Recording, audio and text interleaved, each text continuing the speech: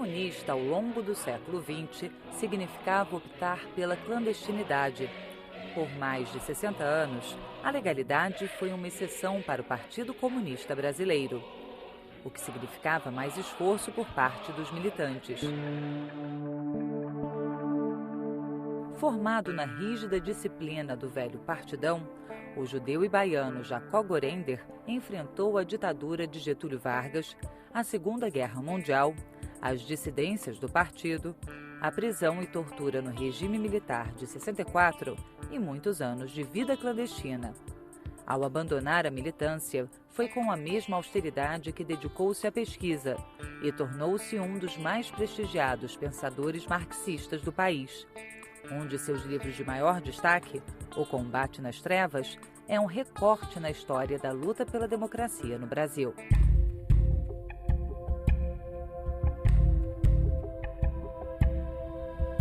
Meu pai veio da Ucrânia e minha mãe da Bessarábia, que hoje é uma província da Moldova, da República da Moldova.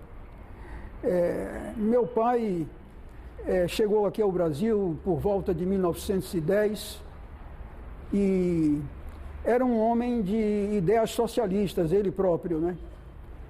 E ele estava no cais do porto de Odessa quando o famoso encouraçado por Potemkin aportou ali, dando origem àquele filme de Eisenstein.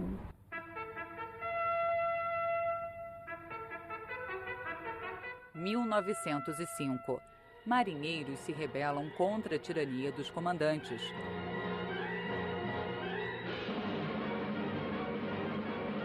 O povo da cidade de Odessa apoia os revoltosos, mas é reprimido com violência pelas forças do czar da Rússia.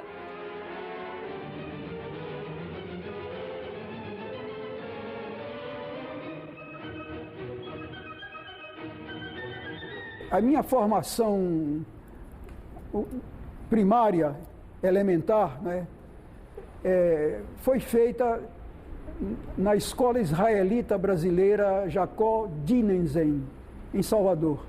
Jacó Dinenzen foi um escritor de língua Yiddish, que é uma língua dos judeus da Europa centro-oriental, Polônia, Rússia, etc.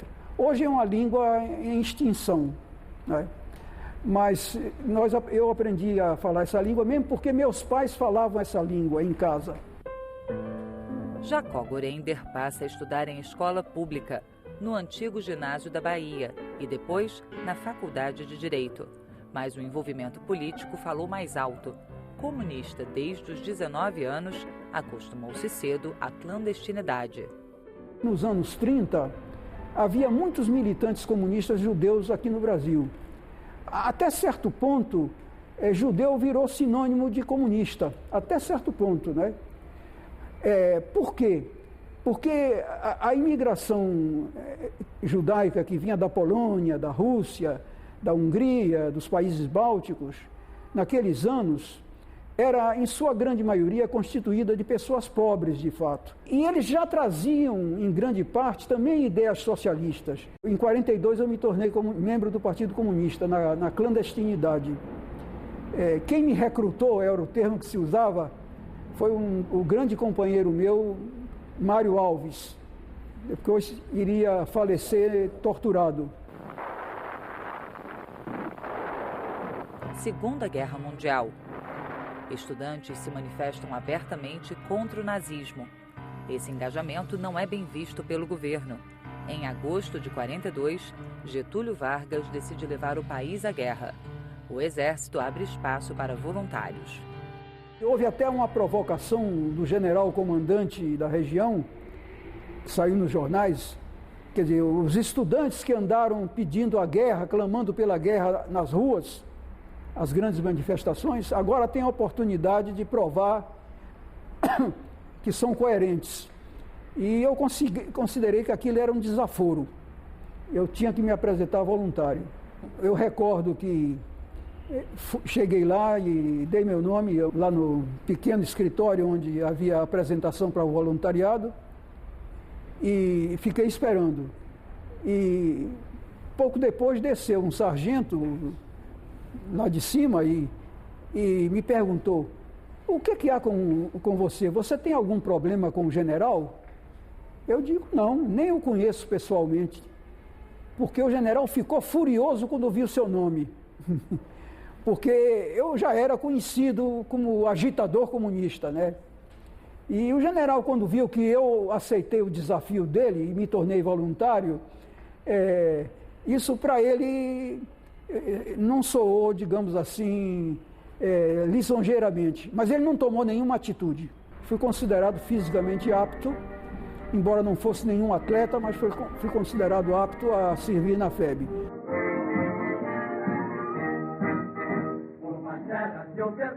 Não permita, Deus, que eu morra, sem que volte para lá.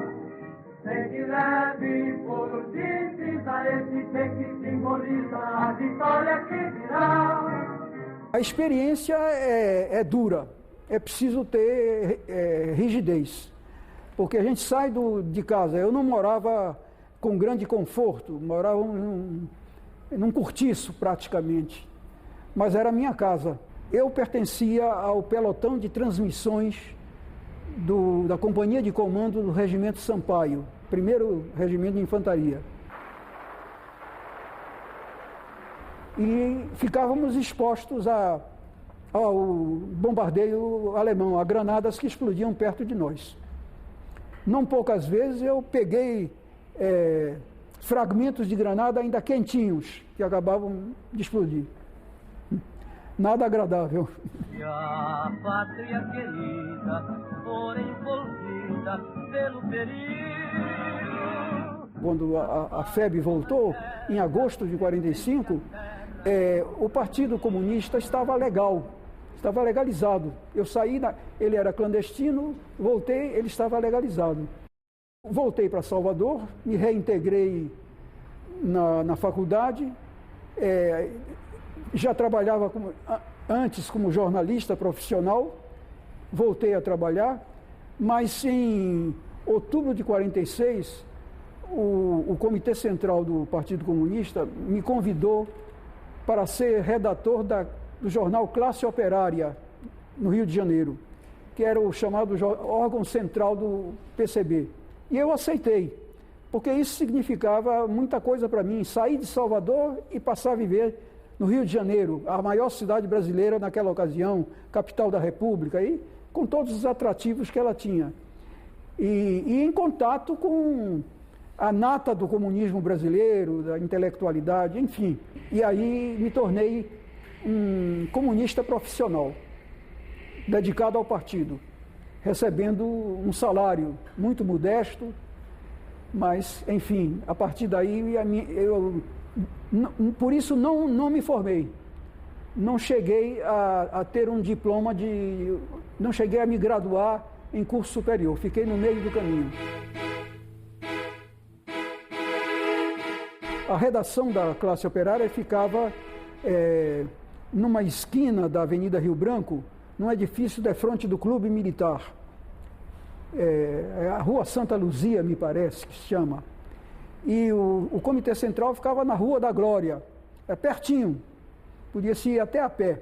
Eu passei também a colaborar com algum artigo ou outro para a Tribuna Popular, escrevia na Classe e colaborava na Tribuna Popular. 1945, o PCB obtém um registro eleitoral e elege 14 deputados e um senador, Luiz Carlos Prestes. Mas a legalidade dura pouco. Em 1947, o registro é cancelado. O PC não estava prevenido para isso. Acreditava que não se daria isso. Prestes estava convicto de que não havia clima para uma atitude tão brusca. Mas a verdade é que o PC legal fazia tanta agitação, tanto barulho, que provocou uma reação exagerada. Não havia razão para colocar o PC na ilegalidade, não havia. O PC não era ameaçador, mas a nossa classe dominante não estava acostumada a um partido comunista atuando abertamente, fazendo o que quisesse. fazendo reuniões e tendo jornal próprio, não é? Enfim, se movimentando à vontade. E tendo à frente um homem que era um mito, que era Luiz Carlos Prestes. Né? Então, eles forjaram um processo e deu nessa sentença de ilegalidade do PC. Então, de um dia para o outro, a polícia invadiu as sedes, se apropriou de fichários, porque o PC não teve tempo para retirar fichários, e as sedes foram fechadas. Né? Um fenômeno curioso, né? Como a polícia se apossou das fichas de militantes, nos meses seguintes, nos jornais do Rio de Janeiro, pelo menos, na página de classificados, saíam pequenos comunicados, às vezes com retratinho: fulano de tal declara que, ao contrário do que está na ficha tal, não é comunista. Nunca, não é nem nunca foi. Quer dizer, muitos dos que estavam ali naquelas fichas trataram de tirar o corpo fora, publicamente, ou forçados pela polícia, ou voluntariamente. Então, fecharam-se as sedes. Mas as bancadas comunistas na Câmara Federal e nas Assembleias Legislativas continuaram atuando, e atuaram até janeiro de 48, quando, então, o Congresso tomou a deliberação de cassar os mandatos. Aí a ilegalidade se tornou completa. Eu não precisei me esconder, né, momentaneamente. Não é? Vivia na casa de um companheiro, mudava às vezes de casa e tal, e tinha contatos com os dirigentes clandestinamente, particularmente com Maurício Grabois, que era o encarregado da chamada agitação e propaganda. Então, me encontrava com ele à noite em lugares discretos para conversar, receber orientação. E algumas vezes fizemos reuniões clandestinas na casa do Graciliano Ramos. Ele cedia a casa dele, ele aceitava esse risco, o velho Graça, né?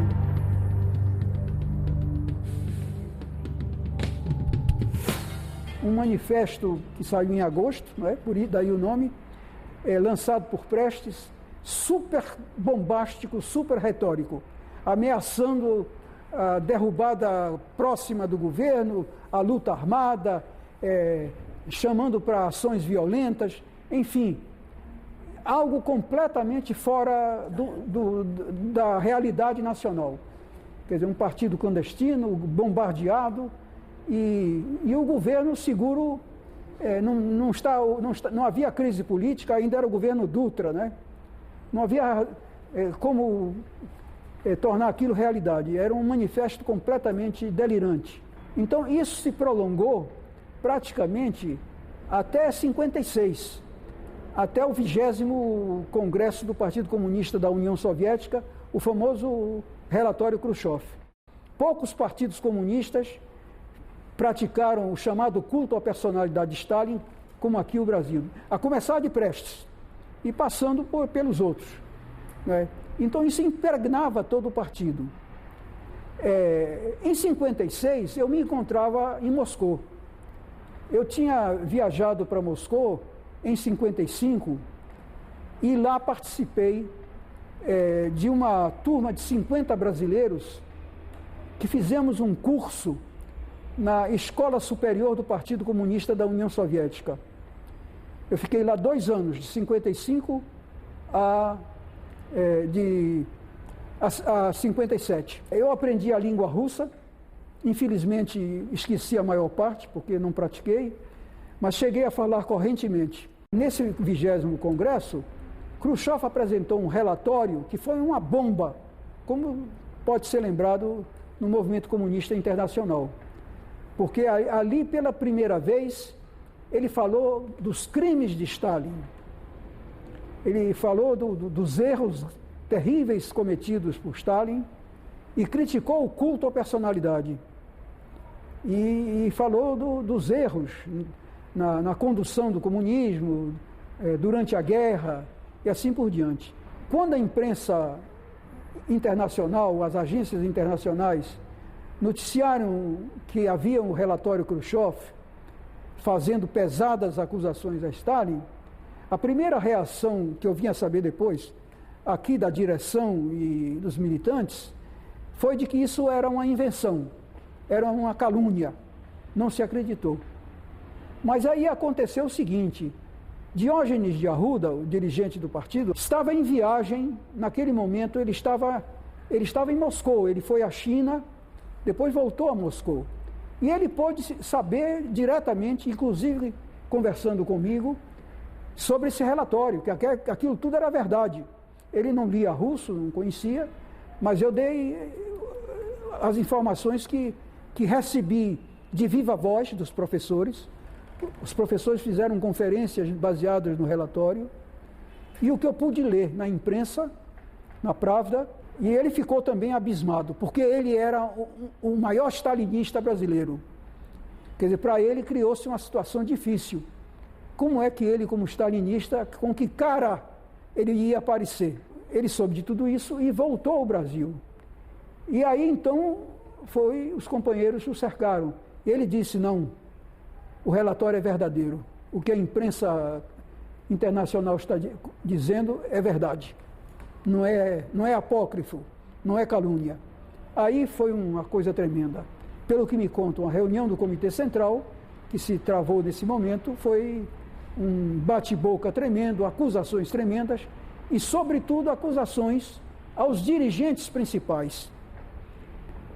Ao Prestes, que não comparecia a nada, mas tinha que ser criticado, ele era, afinal de contas, o secretário-geral, tinha que assumir a responsabilidade, e a esses outros acólitos de Prestes, sobretudo o próprio Arruda, o Grabois, o João Amazonas. E aí criou-se uma situação de luta interna. Redatores da imprensa popular, como passou a se chamar o Jornal Diário, e da Voz Operária, como agora se chamava o outro jornal, o Semanário, por conta própria, abriram um debate.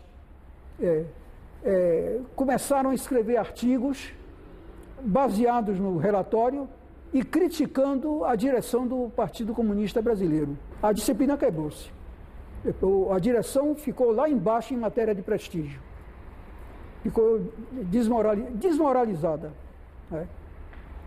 Prestes conservou o prestígio porque era Prestes e ele pessoalmente não aparecia, mas os outros não se deu isso. O Arruda, o Grabois, o Pomário e o Amazonas saíram da comissão executiva e entraram o Giocondo Dias, o Mário Alves e alguns outros militantes, que seguiam uma nova linha. Marighella continuou, porque Marighella não fazia parte desse núcleo super-stalinista.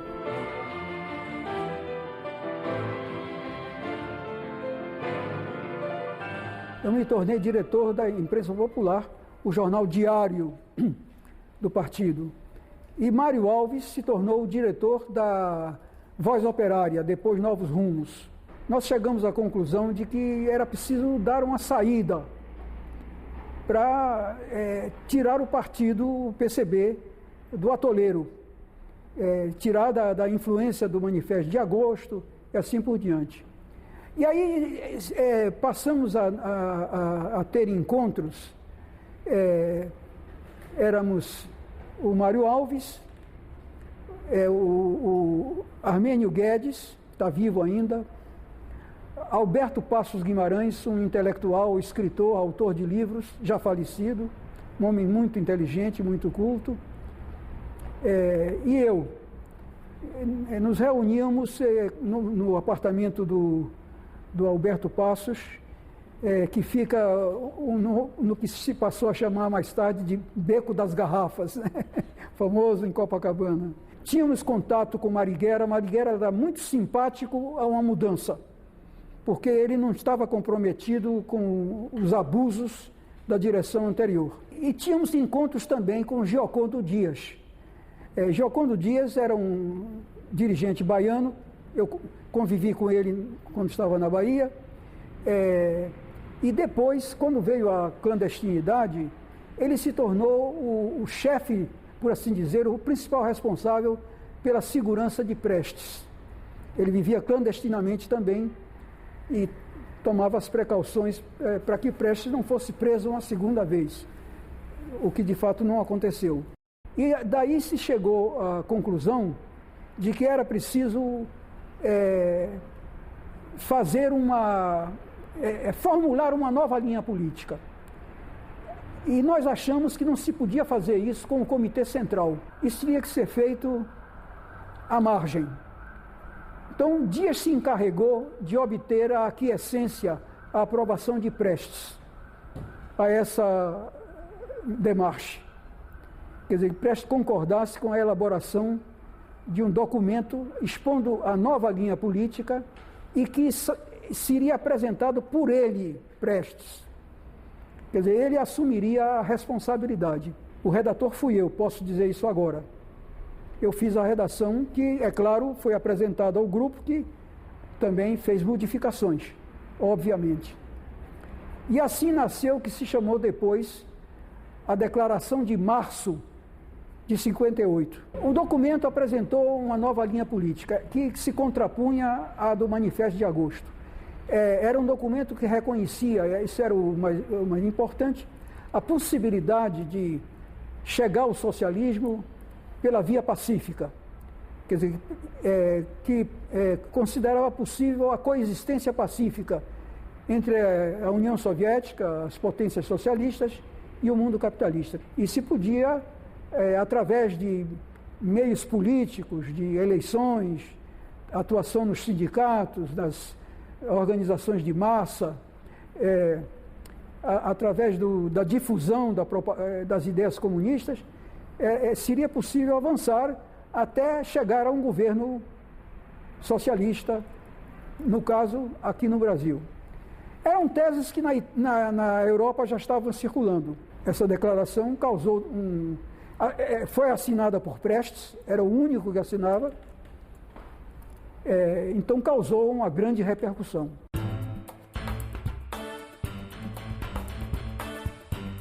Nesse intervalo, o partido passou a se chamar Partido Comunista Brasileiro, na esperança de que isso permitisse a legalização, porque os juízes lá de Brasília diziam que Partido Comunista do Brasil significa que é um partido comunista, seção da Internacional.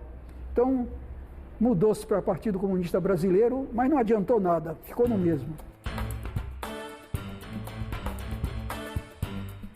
Não se conseguiu a legalidade. Mas, na verdade, circulava-se legalmente. Prestes veio a legalidade. Em 58, ele finalmente apareceu fisicamente e passou a morar numa casa lá no Rio de Janeiro. Quer dizer, ele passou a circular. Vinha ao escritório, o partido passou a ter um escritório na rua Álvaro Alvim, no centro do Rio de Janeiro. Ele tornou-se uma figura legal. A primeira aparição dele foi um acontecimento. Toda a imprensa deu um destaque tremendo. É o período do Juscelino. E, para a verdade histórica, é um período em que não houve perseguição política e não houve presos políticos. Isso deve ser dito a respeito do Juscelino. Quer dizer, quem ainda estava preso saiu. Saiu da prisão, Gregório Bezerra e outros. Nem todo mundo aceita a nova posição da legenda. Em 1962, um racha leva à criação de outro partido comunista. O PCdoB retoma o antigo nome de Partido Comunista do Brasil e se alinha aos partidos comunistas da China e da Albânia.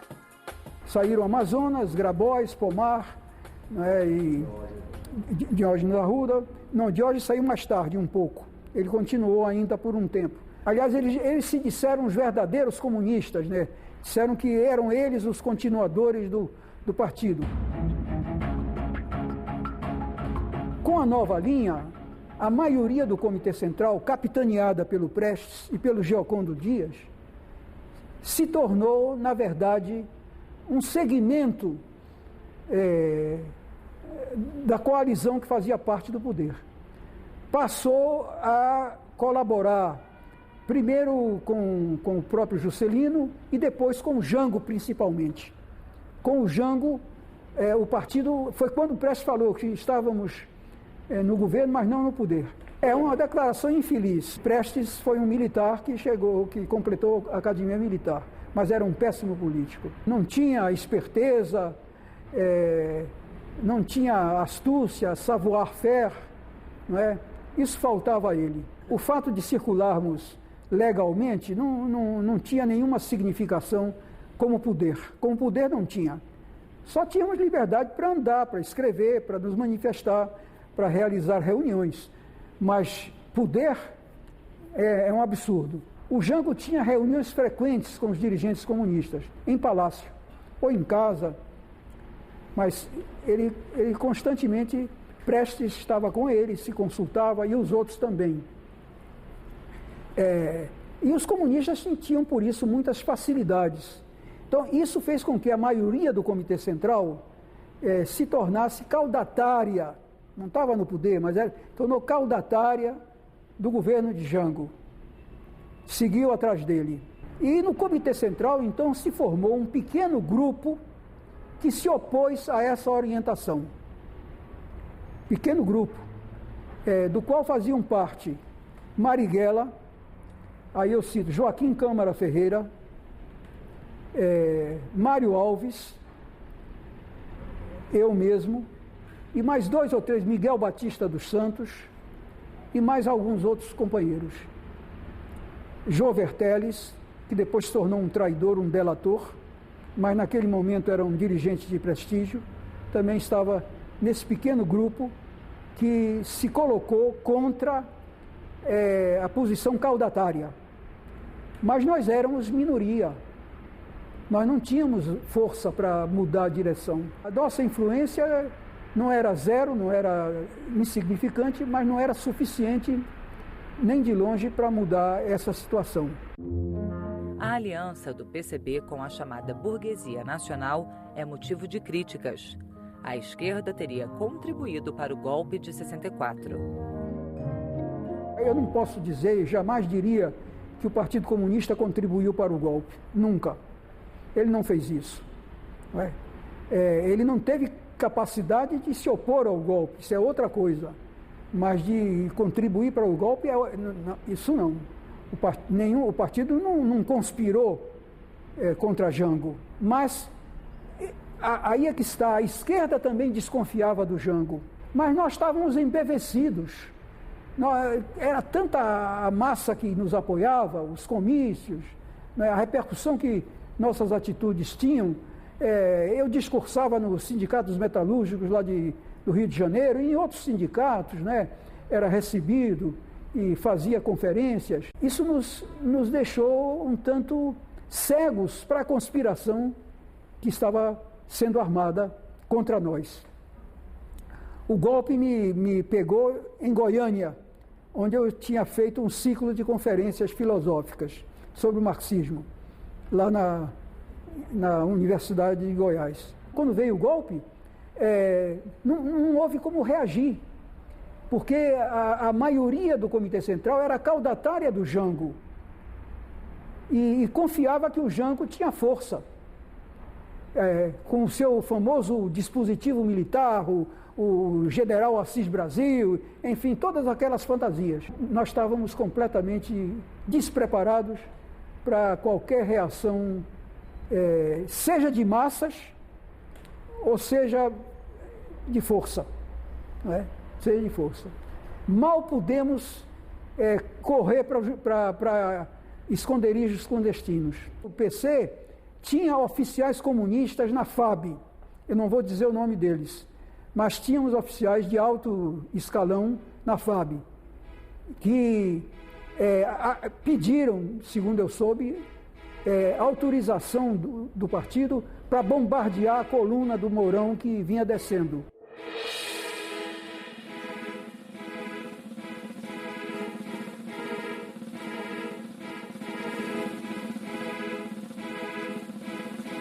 O Prestes negou essa autorização.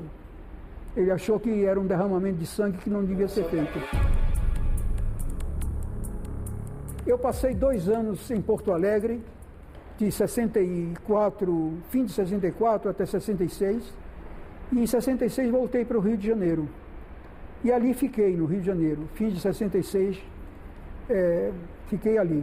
Eu tinha encontros com Mário Alves, com Apolônio de Carvalho, com Miguel Batista dos Santos, e aí foi surgindo a ideia de fundar um outro partido. Quer dizer, nós passamos a considerar que o velho partido ao qual nós pertencemos, no qual militamos tantos anos, já não tinha como ser transformado em uma organização de fato combativa, porque a tendência do PCB pós-64 foi ir se ajeitando com o Jango, com o Juscelino, com a chamada Frente Ampla, que se criou logo depois, enfim, e evitar de qualquer maneira uma resistência ativa. Eu devo dizer que na nossa cabeça também foi se firmando a ideia de uma luta armada, o que a história depois mostrou que nós estávamos errados. Éramos um grupo, eu, o Mário Alves, o Miguel Batista dos Santos, e o Apolônio de Carvalho. Não o Marighella, nem o Câmara Ferreira. Esses passaram a atuar em uma outra linha própria deles, contra o Comitê Central, contra a orientação do Comitê Central, mas divergindo de nós. Por uma razão, nós pensávamos em criar um novo partido. Nós achávamos que precisávamos de um partido, não o existente, mas um novo partido. E Marighella, que já tinha estado em Cuba e tal, se encheu também de ideias cubanas, achava que partido só atrapalha, que a vanguarda deve ser uma vanguarda militar. A guerrilha que é a vanguarda, é que dirige, não precisa de partido, precisa diretamente de uma guerrilha. Em 1968, numa reunião na Serra da Mantiqueira, lá no estado do Rio, num lugar que eu não sei qual é, eu cheguei lá de olhos vendados, né, mas eu sei que é na Serra da Mantiqueira, reuniu-se uma espécie de conferência com militantes de vários estados e ali se criou o PCBR. Foi uma discussão se devíamos manter esse nome, Partido Comunista. A opinião que prevaleceu que sim, para contrapor ao velho partidão. Então acrescentamos o revolucionário como distinção. Dezembro de 68, o AI-5 fecha ainda mais o regime. A opção pela luta armada é o ponto de partida para a divisão da esquerda em inúmeras dissidências. Foi a tragédia da esquerda, hoje podemos ver isso. Mas tem a sua razão de ser também. Foi uma demonstração de valentia, de convicção, de espírito de luta, de não se entregar ao adversário. Foi errado fazer a luta armada, mas foi digno, correspondeu a um espírito de luta. De certo modo, é um capítulo que enriqueceu a esquerda brasileira e que pode ser mencionado honrosamente, que não causa vergonha, porque não foi capitulação. Então, eu vivia na clandestinidade, tinha encontros como dirigente do PCBR. E aí, o que se dá é que a situação foi ficando muito ruim para a esquerda, porque as prisões iam se sucedendo. Criou-se a OBAN, Operação Bandeirante, depois do DOI-CODE. Enquanto o inimigo tinha forças inesgotáveis, porque ele tinha toda a oficialidade do Exército, toda a polícia, automóveis quantos quisesse, carros, dinheiro, né? Havia os empresários que davam dinheiro, os Boylesen e tantos outros, né? Então, os recursos deles eram inesgotáveis, os nossos não. A queda de um militante era uma perda irreparável.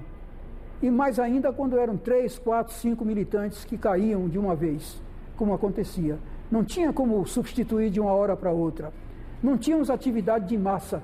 Saímos dos sindicatos, saímos das organizações de massa, não tínhamos contato com a população, com os homens simples, onde pudéssemos trazer novos militantes. Então nós íamos minguando e eles crescendo.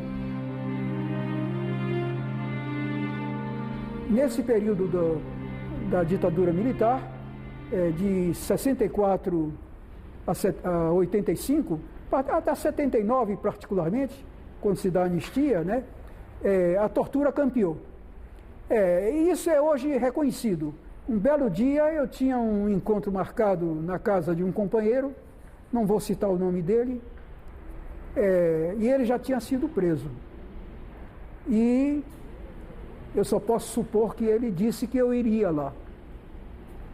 Porque o fato é que quando eu cheguei na casa, e como convencionalmente dei umas batidas na janela, o que aconteceu é que ela de repente se abriu e um tira, o João Carlos Trailer, é o nome dele, né? Um dos piores torturadores do DOPS naquela época, estava com uma pistola apontada para mim. Quer dizer, a partir daí eu estava preso. Eu fui levado de lá para o DOPS, ali na Praça General Osório, que funcionava lá, né? E já na primeira noite começaram as torturas. Pau de arara, choque elétrico à vontade, telefone, que são tapas dados simultaneamente nos dois ouvidos, não é?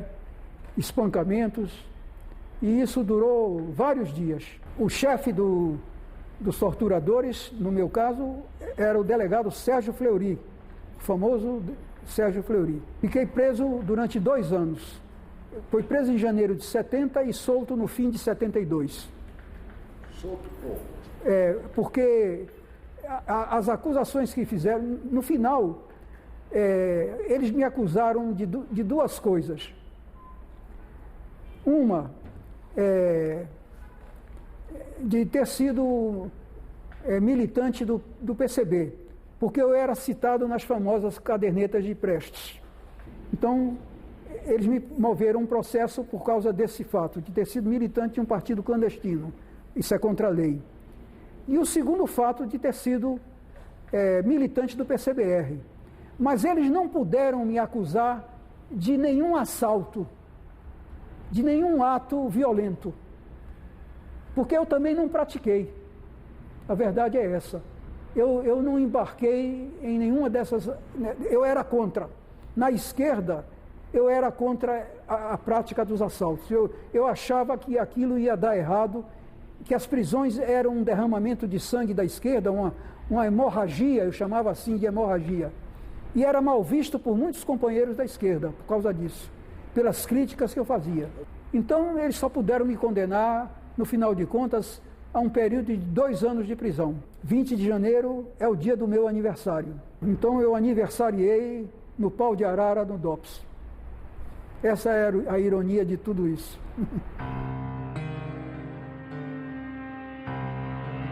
Assaltos já eram praticados em outros países, foram praticados em outros países.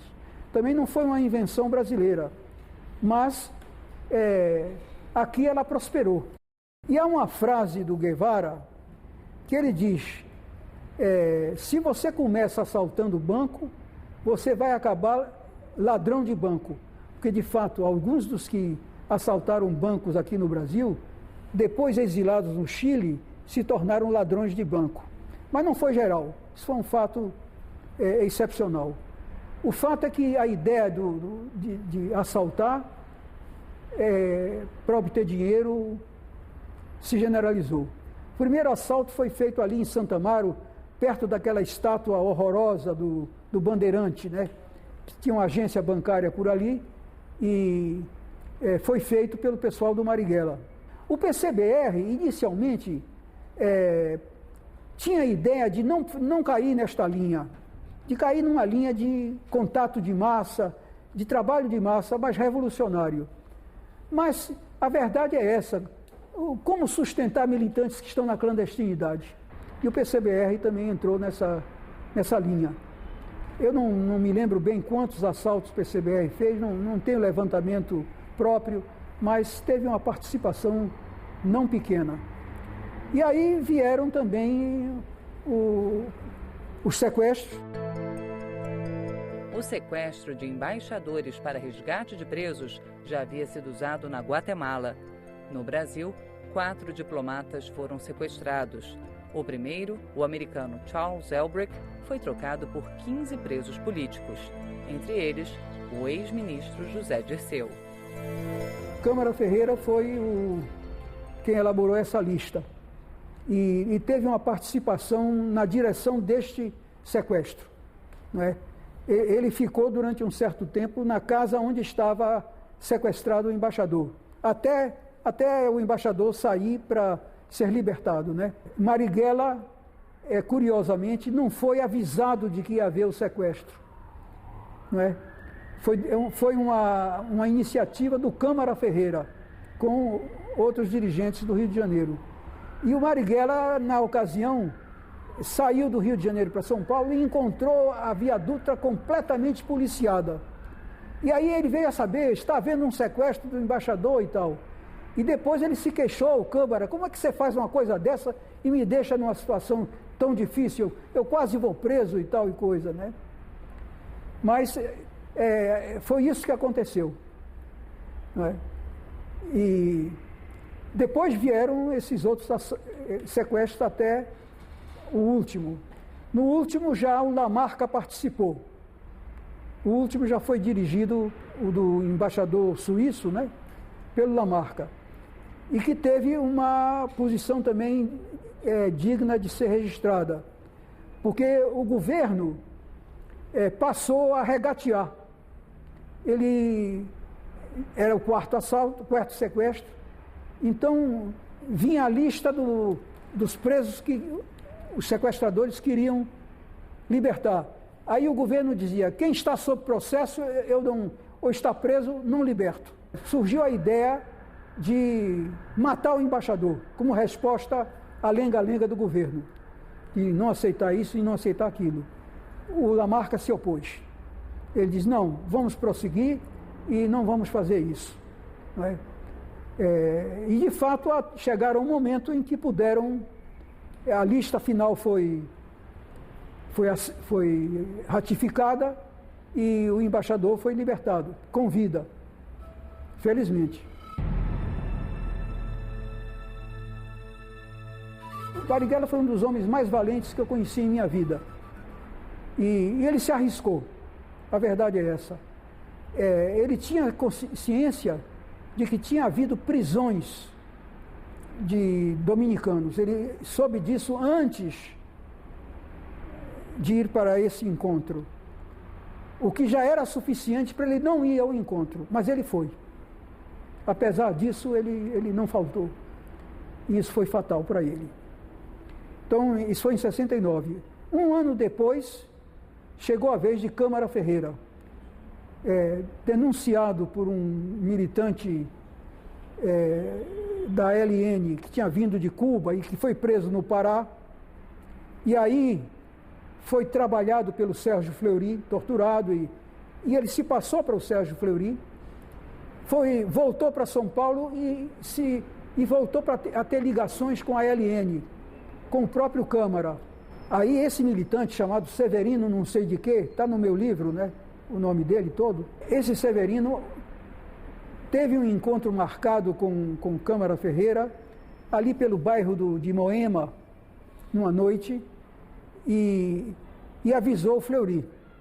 Então, a polícia política, o Fleury, armou todo um cerco.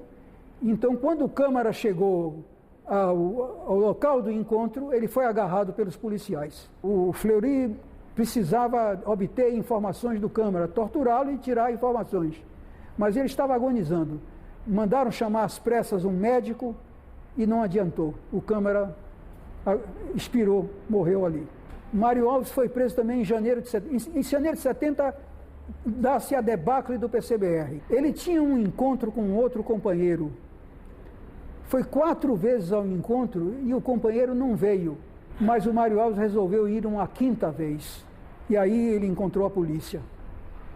Quer dizer, alguém foi preso, resistiu 4 dias, mas não resistiu o último dia.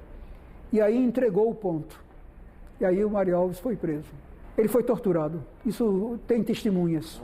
Algumas eu citei no meu livro, né? Torturado na Polícia do Exército do Rio de Janeiro, na rua Barão de Mesquita, é isso mesmo. Foi ali que ele foi torturado e morreu ali. Banhado em sangue, pedindo para darem água e, enfim, se extinguindo.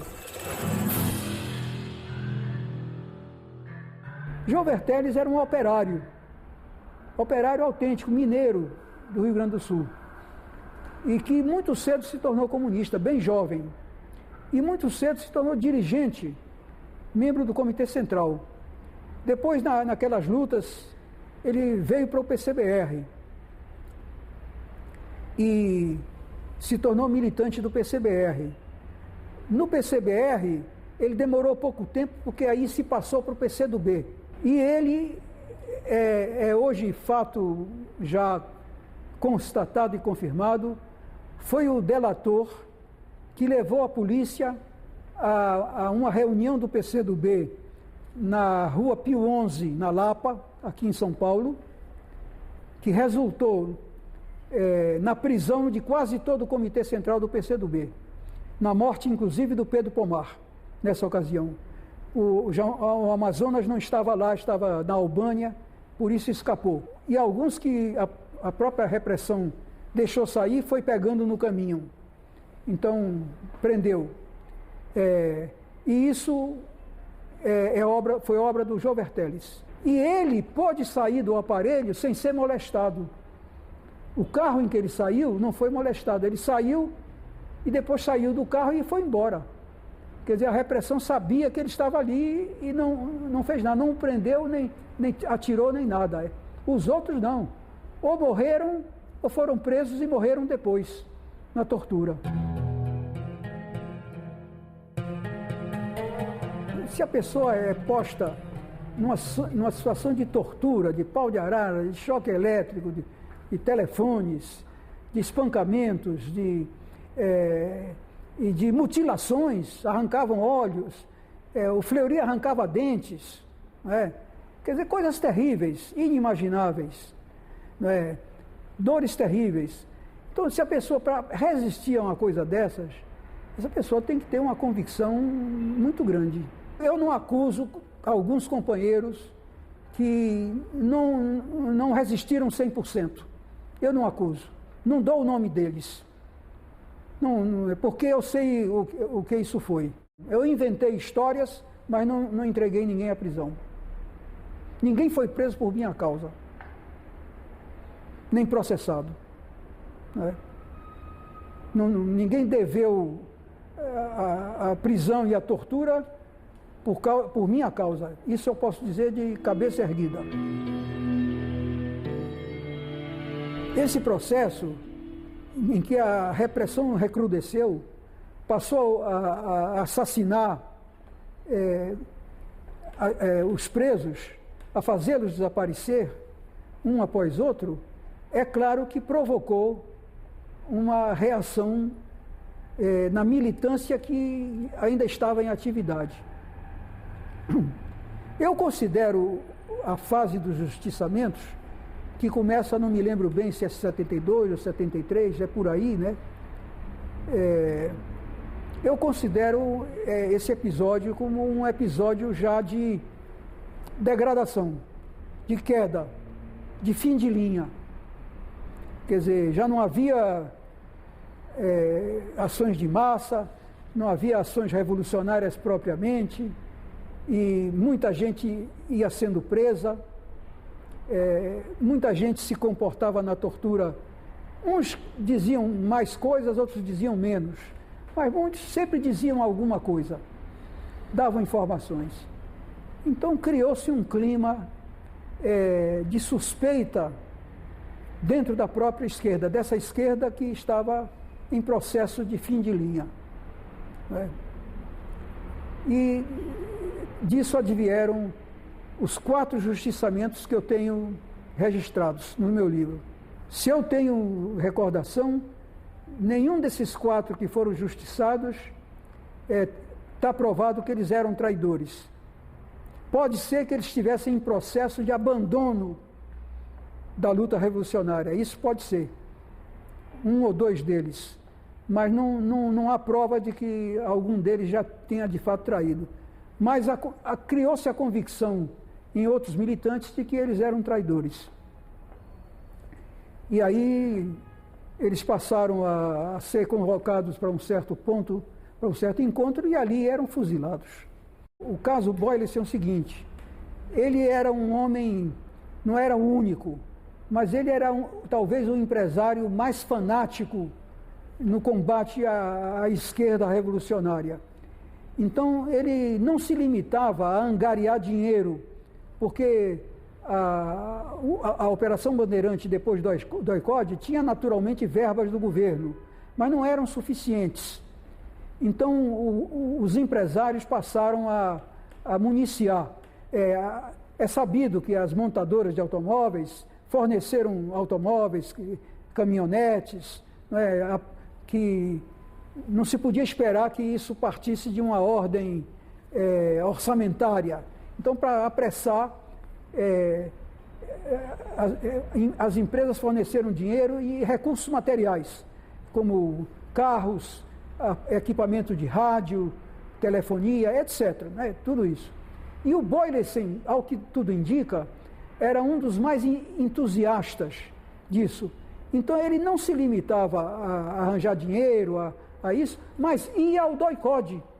Ele visitava o DOI-CODE e via os presos. Ele parece que era um sádico. Ele ia ver os presos nas celas, não é? O que eles faziam. Então acabou a esquerda tomando nota. Isso acabou se sabendo quem era ele, o que ele fazia, os trajetos que percorria, e um comando de organizações revolucionárias acabou atingindo na rua. Um outro que foi executado foi o delegado Otávio Moreira, vulgo Otavinho, que, saindo do banho de mar em Copacabana, enfrentou um comando que o fuzilou. Era um torturador, um perseguidor dos comunistas, um cara da UBAN, cara do DOI-CODE. Eu saí determinado a não participar de nenhuma organização de esquerda. Eu já sabia o que era. A minha experiência já era mais do que suficiente.